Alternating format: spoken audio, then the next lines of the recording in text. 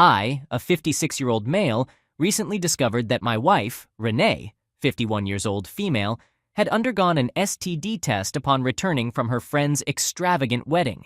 She had kept this test hidden from me for several months, and it has raised suspicions of infidelity. I apologize for jumping to conclusions without concrete evidence or confrontation, but as a couple, there are certain things that may not be disclosed immediately, which can be somewhat understandable. Allow me to provide some background information about us. We have been married for 13 years and do not have any children together. While she is my first wife, I am her second husband. In her early 20s, she was previously married and has a now 23-year-old daughter from that marriage. Her first marriage lasted only 5 years, marred by her ex-husband's abusive behavior, which led her to flee with her daughter. As we got married, I embraced her daughter as my own, providing her with support for her education and various needs. After completing her education, she pursued an executive career and has been residing in Manhattan ever since. I, on the other hand, had a live-in relationship with my college girlfriend until my mid-30s, which eventually ended, and she moved out. 4 months ago, Renee attended her friend's wedding. Her friend was marrying an exceedingly wealthy businessman, someone who could be described as incredibly affluent, the type who owns a private yacht and indulges in luxurious winter vacations in the Bahamas, despite being in his 70s. Anyway, I'm not passing judgment on anyone here. I intentionally decided to skip the wedding. Renee was already overly fixated on her friend's extravagant wedding, and attending it with her would have meant enduring Renee's constant eye rolls as her friend flaunted her husband's wealth. So, Renee attended the wedding, returned, and vented about how her friend was a gold digger who had found a rich man to marry. It was a predictable reaction. She ranted for a few days, and then we moved on. Now, let's fast forward to the present. I developed a runny nose and flu-like symptoms, prompting me to consider consulting a doctor online. That's when I discovered that Renee had a membership for a fitness app that offered free physician consultations. I downloaded the app and attempted to log in using her email ID. She received a verification code, and although I don't recall her whereabouts at the time, she wasn't nearby to respond when I called out to her. I noticed her phone on the kitchen counter and retrieved the verification code from it. I proceeded to schedule an appointment with the physician, consulted with them, and then went to pick up the prescribed medication. Everything went smoothly. However, when I arrived at the pharmacy, the pharmacist inquired if the doctor had recommended any tests.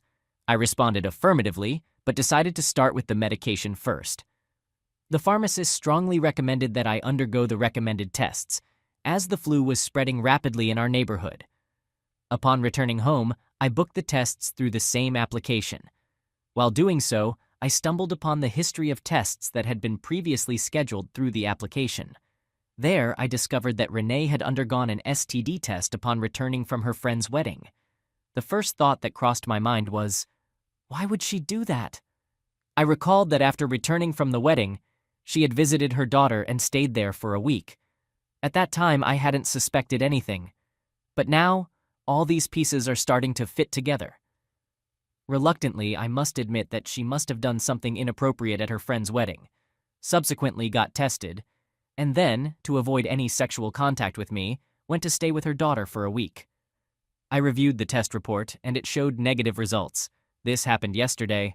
In the evening after dinner, Renee inquired if I had used her email ID to log into the app. I admitted that I had, explaining that I had taken the authentication code from her phone because she wasn't present. I had anticipated her reaction, but to my surprise, she didn't say anything at that moment. However, later on, she took actions that prompted me to log out of the app. I didn't notice this until the following morning, which is today. When I arrived at the diagnostic center for the test, I attempted to access the appointment through the app, only to discover that I had been logged out, and she had changed her login email ID as well. It was incredibly frustrating. Fortunately, the center had registered the appointment in their system, allowing me to proceed with the test. Upon returning home, I had intended to confront her thoroughly, but she wasn't at home. I called her to inquire about her whereabouts, but she didn't answer. Instead, she texted me, explaining that she was at her mother's and would be back late.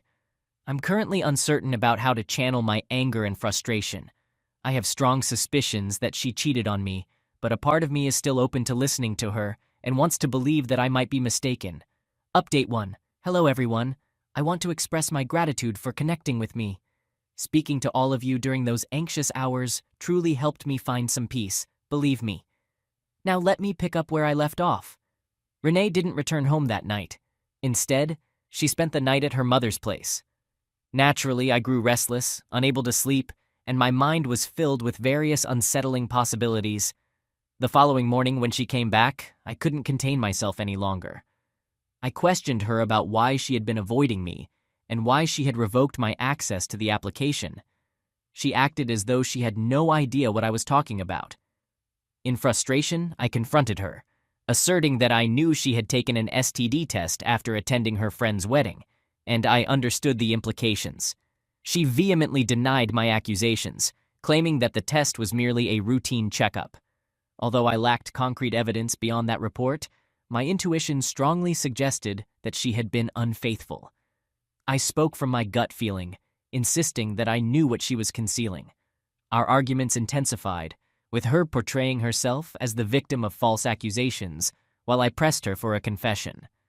Matters escalated to the point where I threatened to inform her mother and daughter about the tests. I also mentioned that I would contact her friend and reveal that she had slept with her husband. In hindsight, it may have been a rash move, but the situation had become so tumultuous that I had lost my composure. After several rounds of heated arguments, emotional manipulation, and emotional breakdowns, she finally confessed 2 days later. Those 2 days were absolute nightmares for me. She admitted to having hooked up with a dancer at her friend's bachelorette party. She recited the classic line that cheaters often use when caught. It didn't mean anything, and there were no emotional attachments involved. Certainly, but I do feel hurt when she engages with others intimately, even if it's just for fun. I left home and headed to my office, where I run a small consultancy business. It was a quiet Sunday, and the office was deserted, offering me a peaceful space to collect my thoughts. She reached out, apologizing through calls and texts, but it held no significance for me. I ended up living in the office for a week, looking visibly distressed. Everyone noticed my absence at home, my repeated outfit choices, and the few gym t-shirts stashed in my car trunk. Eventually, I returned home, finding Renee there, inquiring about my next steps. She urged us to move forward and promised not to repeat her actions. I expressed that our relationship could never return to its previous state. I wasn't in the right frame of mind to make decisions and needed time to think, perhaps even to move on. I requested solitude during this period and suggested she consider living with her mother or daughter. However, Renee was reluctant to leave. She pleaded for one last chance to mend our marriage, willing to do anything except move out. She proposed spending time together, going on dates, and taking vacations to mend the fractures in our relationship. Spending time with her was the last thing I desired after learning the truth. After careful consideration, I couldn't reconcile with my conscience and opted to relocate my belongings to the guest bedroom, maintaining minimal communication with her. After a few days, she came to inquire about my decision, and I informed her that I was not willing to reconcile with her. She persisted in suggesting we give it another try, but I remained firm in my refusal. I explained that even sharing the same household was becoming untenable for me, and if she didn't leave, I would be the one to move out. She remained resolute about staying in the house and attempting to salvage our marriage. Feeling I had conveyed my stance clearly, I proceeded to pack my belongings and departed. I found temporary lodging in a motel and began searching for affordable rental options. A distant friend of mine had recently put his house up for a short-term lease, so I opted for that and settled into his one-bedroom condo. Since then, I've been living independently. Additionally, someone suggested on my previous post that I should undergo testing due to concerns about potential infection from my wife. I followed that advice, and fortunately, the test results came back negative. Renee initially reached out to me, but I eventually blocked her and requested that she refrain from contacting me. She informed her daughter that I had abandoned her for a trivial reason. She made efforts to mediate our situation. Initially, I avoided divulging the reason, but over time I sensed that she was becoming resentful towards me. Renee had been feeding her falsehoods, so I decided to be honest with her. She's an adult and capable of understanding the situation. She assured me that she wouldn't pressure me into reconciling with her mother, and that she would continue to love me regardless of my decision. She felt angry with Renee for risking our previously stable marriage for a moment of enjoyment. I assured her that I would never force her to choose between Renee and me. My love for her remained unchanged, and she was still my daughter, regardless of the altered dynamics between Renee and me. She stays in contact with me and regularly checks up on me, but we intentionally avoid discussing Renee. I suppose that's how I'm progressing with my life. Update 2. Last month, I received a call from Renee's friend Lily, 49 female, the same friend whose wedding Renee disrupted, causing trouble in our marriage. She delivered quite unexpected news. Renee had been making advances toward her wealthy husband. Yes, it left me quite surprised. Renee connected with him on social media, flirted with him, and even sent him explicit photos. I'm not passing judgment on the man, but he reciprocated her advances, and they even embarked on a vacation together in an island country. I forget the name. This continued for over 3-4 months, but Lily only recently discovered it. I also informed her about our separation, as she was unaware of it. Lily felt let down because she wanted to team up with me to seek revenge on Renee. I inquired about her husband's involvement, as he was equally culpable. She explained that leaving her husband wouldn't be easy for her. At present, she was focused on pursuing Renee and sought my assistance. I agreed to help her with anything she needed, except actively chasing after Renee for investigations. I didn't want to reopen old wounds that had taken months to heal. She understood and appreciated my stance, assuring me that she'd reach out if she required assistance. What transpired next was this. Renee went on a date with Lily's husband, but Lily was tracking her husband's phone and caught them in a compromising situation in a hotel room. Renee had the audacity to engage in a physical altercation with Lily, hurling insults like gold digger and the like. However, Lily persisted and filed a case of assault against Renee. Her husband also supported her, as refusing to do so would have led to a costly divorce. Renee found herself isolated.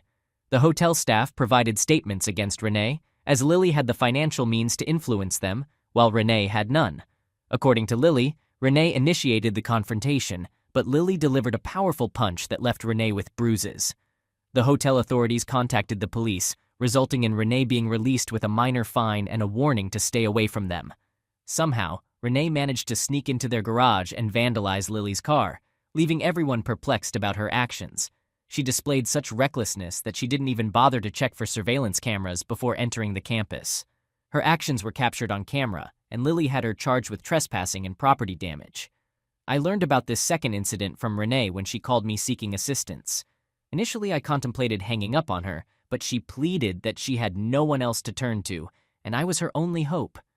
I decided to bail her out, and she promised to reimburse me for the fine. She also requested that I keep this situation confidential from her daughter, and I agreed. Curious about her intentions, I asked her what she was trying to achieve. She claimed she was securing her future as she believed I had abandoned her. But securing her future by pursuing a friend's husband? She affirmed it, stating she saw no other option. She pointed out that Lily had done the same by chasing a wealthy man and causing his divorce from his wife of 20 years. Renee intended to do the same to Lily. Listening to all this left me feeling disgusted. I returned home and informed Lily about Renee's plan. It made me feel like a gossipy schoolgirl, but Renee was in the wrong for chasing someone else's husband, and I felt compelled to act. I didn't derive any pleasure from it, but the rivalry between these two friends over luring an older wealthy man to secure their futures struck me as rather absurd. I couldn't help but congratulate the ex-wife of this affluent man for being free of this rat race. A couple of days ago, Renee reached out to me, expressing her desire for a divorce. It's not that I hadn't been contemplating divorce, but I had intentionally been postponing it for 2 reasons. Firstly, I have no intention of marrying again, so the current lack of official divorce doesn't affect me. Secondly, if we were to divorce, Renee would have made substantial demands. I own a business, and aside from the house where Renee resides, there's also an ancestral property that would be divided between my sister and me. Right after our separation, I consulted my attorney about this, and he advised me to update my will, excluding Renee as a beneficiary of my assets. So even if we don't proceed with the divorce and something were to happen to me, Renee wouldn't receive any inheritance. Renee had a lengthy list of divorce conditions, including the house, 1 year of financial support, and a substantial alimony. She claimed she sought a divorce to facilitate her marriage to Lily's husband without complications. Supposedly, he promised to divorce Lily, contingent upon Renee divorcing me first. I informed her that I would discuss this matter with my lawyer and revert. The discussion is ongoing, and I will provide an update once it's resolved. Update 3. The divorce is now finalized, and Renee receives nothing in the settlement. Lily and her husband played a significant role in this outcome. After Renee requested a divorce and outlined her terms, I consulted with my attorney and shared Renee's intentions. My lawyer advised a strategic approach, guiding me throughout the process. He recommended that I inform Lily about Renee's plan and simultaneously delay the divorce proceedings as much as possible. I followed his advice accordingly. Whenever Renee inquired about the divorce, I employed various excuses to postpone it, citing my busy schedule and other reasons. When her patience wore thin, I indicated my readiness to sign the papers but without providing any compensation. I presented her with revised terms, allowing her to keep the car and permitting her to reside in the house, which was mine, for an additional 6 months. Naturally, she was dissatisfied with these terms and insisted on financial compensation. Under the pretext of discussing the matter with my lawyer, I continued to delay. Eventually, she reluctantly accepted my terms and signed the divorce papers. However, there's more to the story. In reality, Lily had significant control over her husband, influencing him to comply with her wishes to preserve their marriage. They both devised a plan to undermine Renee. Although her husband was equally involved in the affair with Renee, Lily placed the blame solely on Renee and vowed to ruin her while forgiving her husband.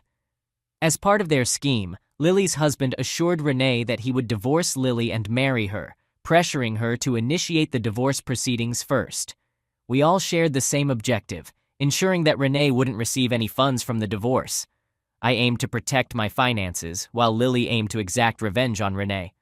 Her husband complied with Lily's wishes to salvage their marriage. Renee's naivety led her to fall into their trap. She ultimately agreed to my conditions and signed the divorce papers, paving the way for her to marry Lily's husband. Once this matter was resolved, it was time for Lily's husband to divorce her and marry Renee. However, this is when the truth came to light. Renee had been communicating with Lily's husband thinking it was him, but then she received a call from him, and it turned out to be Lily on the line. Renee was bewildered upon discovering the truth, having lost everything. She came to me in a state of defeat, accusing me of being complicit in the plot to take revenge on her. I admitted to it, as it safeguarded my hard-earned money.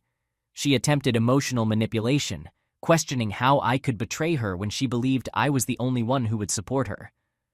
It seemed ironic because she had been the one to engage in secretive affairs and pursue her friend's husband to secure her future. Now, amidst it all, I was portrayed as the antagonist for protecting my own interests. I assured her that I had done nothing wrong in safeguarding my finances. I have fairly compensated her, in fact, more than she deserved. Technically, she shouldn't have received any payment since she cheated on me. Nevertheless, she was driving a car I purchased and residing in my house for over a year, even after our separation. She threatened to inform her daughter about how I supposedly betrayed her and left her destitute. I responded, "Certainly, I can provide her with all the details of how her mother used her assets to secure her future." Before concluding the conversation, she made a threat to sue me for alleged manipulation and obtaining divorce terms through forgery. I'm confident such charges hold no merit, especially now that the divorce is settled. There's little she can do. This all occurred just a week ago, and I now feel more liberated than ever. The divorce is finalized, and in a few months, I will regain possession of my house from Renee. I harbored no desire for revenge against her, and I still don't believe I sought vengeance. I merely safeguarded my finances, and there's nothing wrong with that. Regardless of what others may think, I remain unconcerned. I'm eagerly anticipating a peaceful life and have no intentions of entering into any serious relationships ever again. All right, that was a fun story. Now let's move on to another exciting one. Stay tuned and let's dive in. Second story. I'm a 43-year-old man who has been living in Chicago for the past 2 years because of my work obligations. My wife Jill, who is 39 years old, and our 9-year-old son are still in our hometown of Houston. Before the pandemic hit, I used to co-manage a garage with a friend while Jill held an executive position. While our income wasn't large, it was enough for us to live comfortably in our own house, which was inherited from my family. My parents had retired early and moved to our countryside farm to enjoy a peaceful life surrounded by nature. Every 2 weeks, my father would load up his truck with dairy products, fruits, vegetables, and seasonal crops like potatoes, all grown on our farm, and send them to us. This arrangement allowed us to save a significant amount of money. Life was going well until the sudden impact of COVID-19. We lost everything as the pandemic forced everyone to stay indoors, emptied the streets of cars, and led people to sell their vehicles due to mortgage difficulties. Unfortunately, our garage suffered a similar fate, and we had to close it down and terminate the lease because of challenges with rental payments. Jill's company also shut down, resulting in her losing her job. Our only source of hope was the grains, vegetables, and milk supplied by my parents' farm. Though we had some savings, they were depleting faster than we had expected. Fortunately, government and local community support in the form of sponsored groceries and essential supplies came to our rescue, helping families like ours to cope with these challenging times. When restrictions began to ease, I considered finding a job because reopening the garage under those circumstances seemed impossible. Unfortunately, most garages had permanently closed due to owners struggling with mortgage payments. The few that remained open were not hiring new employees, and the owners were running the business themselves. Jill faced the same situation and couldn't return to her job. After extensive searching and reaching out to various contacts, one of my distant cousins informed me about a job opportunity in Chicago. It was a position at a car manufacturing facility with a good salary, and I had no other choice but to accept it. Our savings were nearly depleted, and the prospects of finding work in Houston were grim. I left for the job, leaving my wife and son behind. The company provided me with food and lodging, and I had 15 days of leave every 6 months to visit my family. The first year went smoothly. Despite the distance, Jill and I remained close. She constantly encouraged me to work harder so we could reunite in Chicago. I resided in a company-provided dormitory, and although the factory was located in the suburbs, it was still costly to bring my family there. We understood it was a long journey, but we held on to hope that we would soon be living together. After long hours at work, talking to Jill was the only thing that rejuvenated and motivated me. Changes began to occur following my last trip back home about 7 months ago. During that time, Jill landed a job at a startup company. Initially, I didn't notice any significant alterations except that she wasn't available for me every day. This was understandable since she used to be a homemaker and could always make time for me when I called. With her job, it was unrealistic to expect the same level of availability. However, I did observe some changes in her behavior during my last vacation back home. She became more guarded about herself and her phone. She didn't speak as openly as before, and it felt like she was being cautious about her words, which was different from her previous demeanor. Prior to that, when she had just started her job, she had a challenging time dealing with her boss. She worked as a secretary in a CEO's office at a startup, and the young, recently graduated founders were quite rude to their employees. Jill found it difficult to handle their harshness and eventually resigned after a few months. Following her resignation and a lengthy email outlining the toxic workplace, her CEO contacted her, promising to improve his behavior. Many employees were leaving the company due to his bad attitude. Her income was crucial for us, and despite me covering all the household expenses, she managed to save most of her earnings. This helped expedite our plan to live together, leading her to withdraw her resignation and return to her job. Her situation improved, and she informed me that her boss had become much more polite and respectful, so things seemed to have settled. Now fast forward to 3 months ago, Jill told me that her boss, who is the CEO, was going to a 5-day investors summit in Dublin and wanted her to accompany him. Initially, she declined because she couldn't leave our son alone for that long.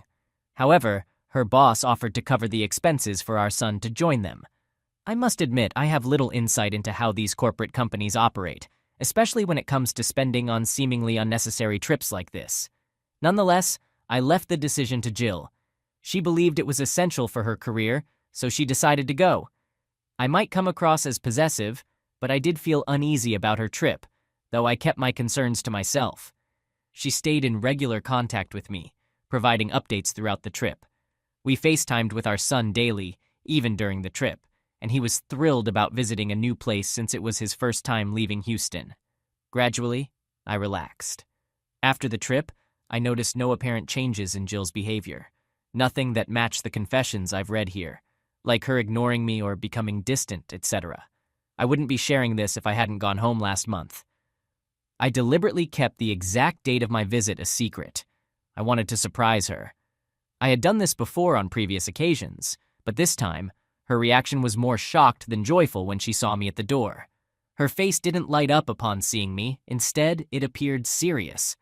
Despite her attempts to feign excitement, you can still discern these subtle changes in your partner. She became very guarded, not only about her phone, but also about herself in general. When you reunite with your partner after 6 months, it's only natural to desire intimacy. In the past, she used to eagerly embrace me on the very night of my arrival, but this time she seemed hesitant. I asked her what was wrong, and she replied with, "Nothing." Her demeanor resembled that of a shy, inexperienced schoolgirl who was merely going along with the motions, being cautious about herself and showing no initiative. I couldn't help but feel that she was hiding something, fearing that I might discover it. I confronted her, but she refused to acknowledge anything unusual. However, over the next few days, she returned to her usual self. I'm not proud to admit it, but that very night after she fell asleep, I snooped into her phone. To my surprise, I found nothing suspicious. Her conversations with her boss consisted solely of work-related matters, with no questionable phone calls or incriminating content in her gallery. When she was away at work, I questioned my son about the details of the Dublin trip, but he didn't reveal anything out of the ordinary either. I returned to work after the holidays feeling content and relieved. 1 week ago, Jill informed me that she was going on a 2-day work trip to Florida with her boss, and this time our son wouldn't be accompanying them due to his upcoming exams. He'll be staying with my in-laws during those 2 days. I'm not sure if I'm overreacting, but I can't shake this uneasy feeling about the situation. I inquired about who would be joining them, and she mentioned it would be just her and her boss. What strikes me as odd is that her company has 2 founders, yet she consistently travels with only one of them. I'm not sure if I'm being overly suspicious, but I want to address these concerns early on rather than ignoring potential warning signs and regretting it later. Has anyone else experienced a similar situation? I would greatly appreciate any advice or tips. Update 1. Hello everyone, it's been a considerable amount of time since my previous post. During this hiatus, I connected with several men who, like me, were deployed away from their hometowns and faced similar situations. Many of them, upon hearing about my circumstances, advised me to give Jill the benefit of the doubt, especially since I couldn't find any concrete evidence of her infidelity. Taking their advice, I chose to do just that. Following her trips to Dublin and Florida, she embarked on numerous work journeys to cities such as Amsterdam and Seattle, interestingly, never visiting Chicago where I reside. A month ago, I received my long-awaited second promotion, which came with a substantial salary increase. I was elated when the news was announced, and I immediately called Jill to share my joy. However, her reaction was far from enthusiastic. The reason behind her lack of excitement was clear. My promotion meant that she and our son could finally move in with me. I asked her if she wasn't pleased about my hard-earned promotion.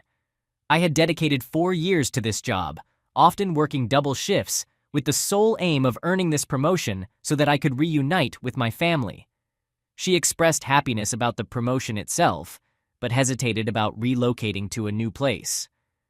She explained that she had put in a lot of effort to rebuild her career, and she didn't want to start over again. I suggested she could find a new job in Chicago, but she wasn't keen on that idea. She mentioned she anticipated a promotion and had put in a tremendous amount of effort to establish herself in the company. Now, she was determined not to leave without securing that promotion. I found it hard to accept because she seemed to be resisting the idea. Personally, if given the chance, I would have gladly left my job to be with my family. Despite her significantly lower salary compared to mine, she could have easily found a similar paying job here, yet she wasn't willing to make the move. This disagreement led to numerous fights and arguments between us. Initially, she cited our son's school and curriculum as reasons for not relocating. Our son is passionate about soccer and has been receiving training at a local club. I assured her that I could find him a good training club here, but she was hesitant, stating that moving would disrupt our son's life entirely. While some of her points were valid, I couldn't shake the feeling that she simply didn't want to share a home with me. Ultimately, we reached an agreement to wait another year, save more money, and then reconsider this decision. About 2 to 3 months later, Jill surprised me by expressing her desire to move to Chicago with me. I asked her what had changed so suddenly. She explained that she had a change of heart and felt that our son needed me. Just a few months prior, during our arguments, she had argued against disrupting our son's curriculum. During that period, our son's academic year had just concluded, making it convenient for us to enroll him in a new school in Chicago. However, now that the new academic session has commenced, it would be quite challenging to secure mid-year admission for him. I suggested that we wait for this year and consider moving next year, but she remained insistent on living together. When I inquired about her job, she expressed her willingness to resign, emphasizing that family holds greater importance than anything else. I'm truly unsure about the driving force behind this sudden change in her, and I do have my suspicions about something being amiss. She has even reached the point where she's prepared to postpone our son's academic session by a year. I've discussed this with some of my local colleagues here, and they have assured me of their assistance in facilitating our son's mid-session admission. I'm making preparations for everything else to have them join me here, including arranging housing, a vehicle, and school enrollment. However, deep down, I can't shake the feeling that she has motivations beyond just wanting to be with me. Update 2. It turns out that my wife was indeed having an affair, and I discovered the truth when she moved with me to Chicago. As I mentioned in my previous update, she suddenly expressed her desire to relocate with me and was willing to quit her job. I felt a mix of happiness and suspicion about the entire situation, but I made all the necessary arrangements for them. My cousin, who had referred me to this job, helped me secure my son's admission in the same academic year and find an affordable rental apartment. So Jill and my son moved in with me, and I couldn't have been happier. All the suspicions and doubts I had initially vanished once we started living together. It was a joyful time. However, as time passed, I began to notice that Jill had changed from the woman I had married. While it's natural for people to change over time, this was not a positive transformation. She became irritable and guarded. Whenever I approached her about it, she would attribute it to missing our hometown, friends and family back there. I could empathize with her since I had also been away from family for an extended period. But one night, I stumbled upon her in tears during a phone call. I inadvertently overheard her conversation and realized she was pleading with someone to take her back. Instead of concealing or investigating further, I decided to confront her after her call ended. I had heard everything clearly, and she didn't deny or manipulate the situation. She confessed to everything. It turned out that her young boss had an intimate relationship with her, quite explicitly. It all began during their first trip to Dublin. After a successful investment deal, they celebrated so joyously and consumed enough alcohol to lose control and engage in such acts. Following that, they continued their involvement every night after our son had gone to sleep. This revelation left me so repulsed that I had the urge to confront her about it right then and there. Their physical relationship persisted beyond the initial trip, and on subsequent business trips, it seemed more like a rendezvous than a work assignment. This was the reason she was hesitant to leave her job. However, when she informed her boss that I wanted her to be with me but she declined because of him, he became apprehensive and assured her that he wasn't serious about their physical involvement. He encouraged her to prioritize her family over him. This revelation greatly upset her. Although she knew it was a casual affair, a part of her felt hurt that he wasn't as emotionally invested as she was. He even introduced her to the woman he was casually dating. Essentially, Jill was merely an object of physical desire for him. Isn't this evident?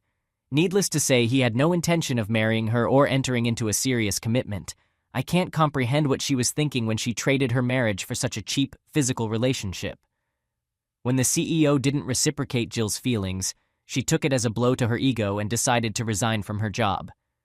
This time, he didn't bother to inquire about the reason and accepted her resignation. It appeared that he was eager to rid himself of her, and her resignation made things easier for him. She had assumed he would beg and plead for her to stay. Why would he? As the owner of the company, he had numerous women available to him, so there was no reason for him to pursue her. Jill was simply an easily accessible source of amusement for him, and he took advantage of the situation. She made a mistake by taking him seriously. Now she's calling and pleading with him to take her back, but he's urging her to move on. It's astonishing to learn that she was willing to become his mistress, as she revealed during their conversation. I asked her how she managed to carry on this affair for so long. She explained that their interactions occurred in person, and they shared the same workspace for 8-10 hours a day. This clarified why I couldn't find any evidence on her phone.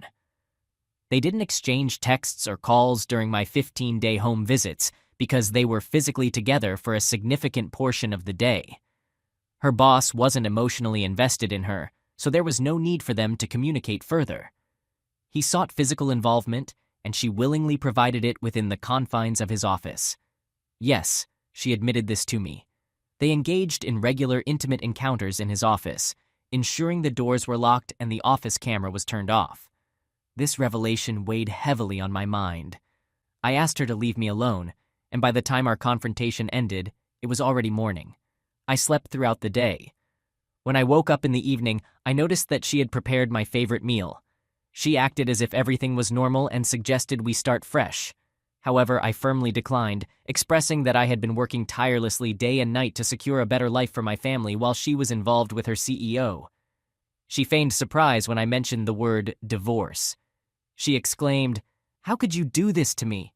I sacrificed everything for you, stood by you during our tough times when you had nothing, and now that you're earning well, you want to abandon me." It's true that she supported me during difficult times, but she also faltered and engaged in infidelity. I, too, fulfilled my role as a good husband. Long distance was challenging for me as well, and I longed for a family and a fulfilling, intimate life, but I didn't resort to infidelity, unlike her. Despite her apologies and numerous promises, I remained resolute in my decision. I informed her that I would be booking her return tickets and sending the divorce papers shortly. Thankfully, I had a prenuptial agreement in place, which will greatly benefit me financially. I'll provide more details in the next update. At the moment, my state of mind is far from stable. I've left our home and have been residing in the company's dormitory.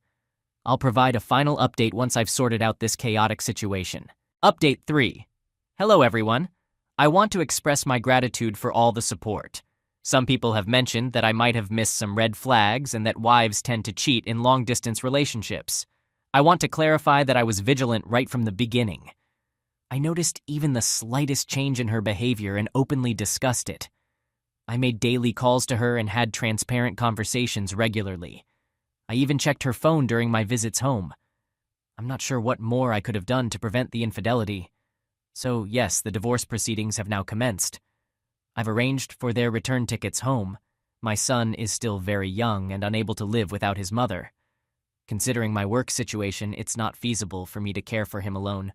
Moreover, he has been away from me for so many years, and it wouldn't be in his best interest to keep him with me at this time.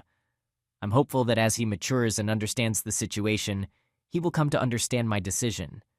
Jill pleaded with me, explaining that she had lost everything and lacked the means to support herself. I offered to let her stay in the house until I returned to our hometown.